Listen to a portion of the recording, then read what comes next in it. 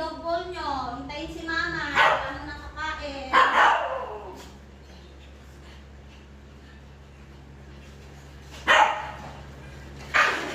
O, huwag kayo magkawan.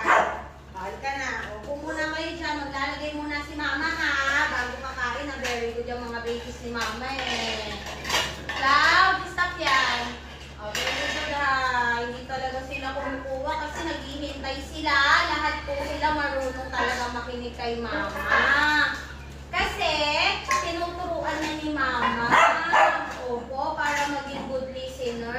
Babies, hindi mo nakakain ha. Maglalagay muna si mama ng food sa dog bowl nyo.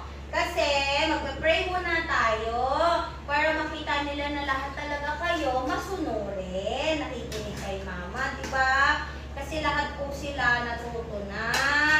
Dahil tinuturuan po sila dito na sumunod kay mama, no? Very good yung mga babies na yan eh. Kung ano yung nakikita nila, yun na din yung ginagawa nila. Kaya lahat sila mababait na.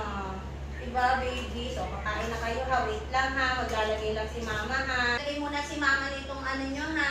Para healthy kayong lahat ha.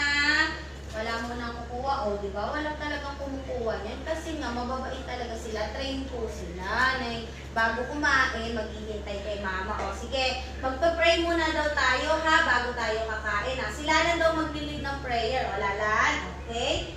O, tingin na lahat kay mama para magpa-pray na tayo. Papa God, maraming salamat po sa blessing ng mga batuta. Maraming salamat po dahil hindi niyo po kami pinapabayaan. Maraming salamat po sa araw-araw na healthy po ang mga batuta na ito. At maraming salamat po sa binigay niyo pong mga talent sa kanila. At syempre, maraming salamat po sa paggabay sa amin sa araw-araw. I-guide po kami at i-bless niyo pa po ang mga batuta na to.